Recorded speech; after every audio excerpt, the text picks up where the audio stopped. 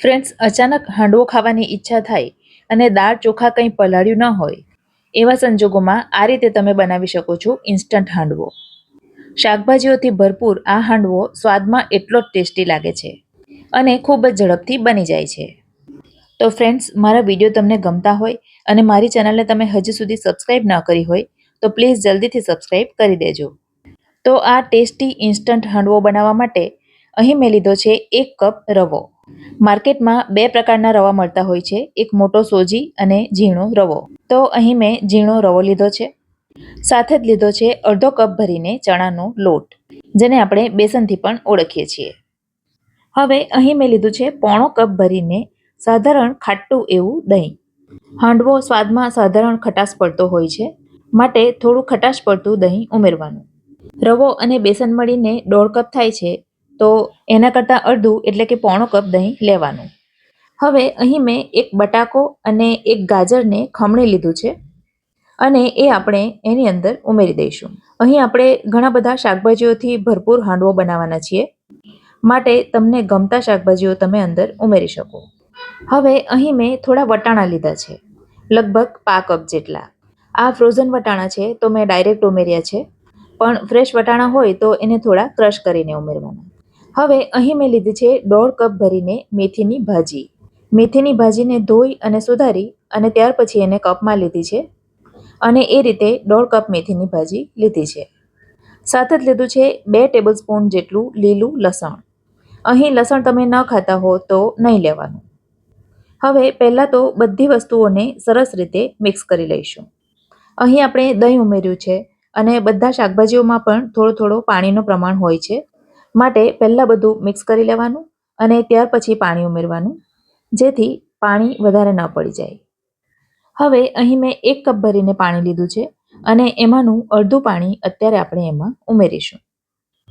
અને બધું મિક્સ થયા પછી હવે તમે જોઈ શકો છો કે આ પ્રકારનું થીક બેટર તૈયાર થયું છે. તો હવે આપણે એને ઢાંકીને વધારે નહીં પણ માત્ર 10 મિનિટનો રેસ્ટ આપીશું. અને 10 મિનિટના રેસ્ટ પછી તમે જોઈ શકો છો કે રવો ફૂલવાના કારણે બેટર થોડું ઘટ્ટ થઈ ગયું છે. પણ એમાં પાણી ઉમેરતા પહેલાં આપણે એમાં મસાલા કરીશું. તો સૌથી પહેલાં સ્વાદ અનુસાર મીઠું ઉમેરીશું. અહીં મેં 1 ટીસ્પૂન મીઠું ઉમેર્યું છે. ½ ટીસ્પૂન ઉમેરીશું હળદર. 2 ટીસ્પૂન ઉમેરીશું ધાણા જીરું. ½ ટીસ્પૂન ઉમેરીશું તીખું લાલ મરચું અને 1 ટીસ્પૂન ભરીને ઉમેરીશું તીખા લીલા મરચાંની પેસ્ટ. 1 ટીસ્પૂન ઉમેરીશું આદુ અને લસણની પેસ્ટ અને હવે એમાં 1/2 કપ જેટલું પાણી ઉમેરીશું.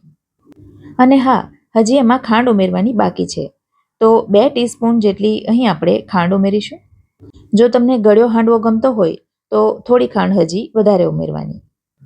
હવે બધું સરસ રીતે મિક્સ કરી લેવાનું અને મિક્સ કર્યા પછી આ પ્રકારની બેટરની કન્સિસ્ટન્સી થાય છે.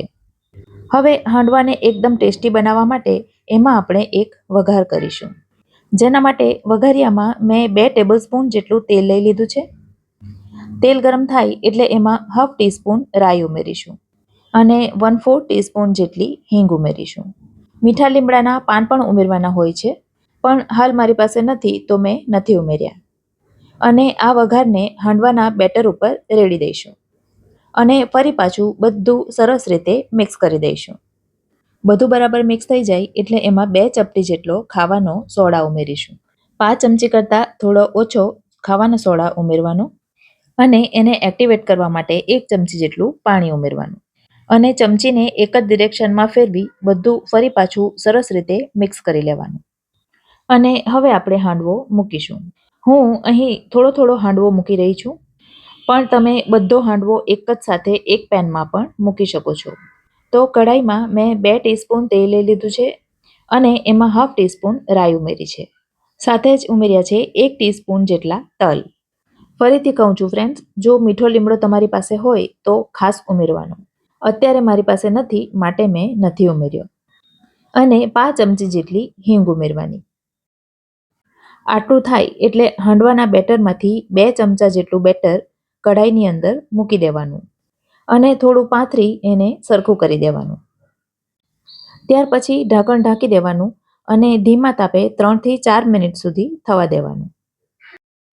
3-4 મિનિટ પછી તમે જોઈ શકો છો હાંડવાનું ઉપરનું પડ સરસ સુકાઈ ગયું છે.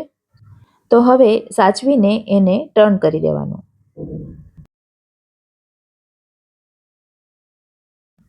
હવે એને ફેરવ્યા પછી ઉપર ઢાંકણ નથી ઢાંકવાનું, કારણ કે હવે જો એને ઢાંકીશું તો ઉપરનું જે ક્રિસ્પી પડ હોય છે એ નરમ થઈ જશે. હવે બીજી તરફ પણ એને 3-4 મિનિટ સુધી ધીમા તાપે થવા દેવાનું. તો હવે તમે જોઈ શકો છો હાંડવો બનીને તૈયાર થઈ ગયો છે. ઉપરનું પડ એકદમ ક્રિસ્પી અને અંદરથી એકદમ નરમ. તો ફરી પાછો એ જ પ્રકારનો વઘાર કરી બીજો હાંડવો પણ મૂકી દેવાનો. ફ્રેન્ડ્સ, ખૂબ જ ટેસ્ટી બને છે આ હાંડવો. ખાધા પછી કોઈ કહી પણ નહીં શકે કે આ દાળ ચોખાથી નથી બનાવેલો. સ્વાદમાં એટલો જ ટેસ્ટી અને ખૂબ જ ઝડપથી બની જાય છે. ચાલો તો એક હાંડવો હું તમને કટ કરીને પણ બતાવી દઉં.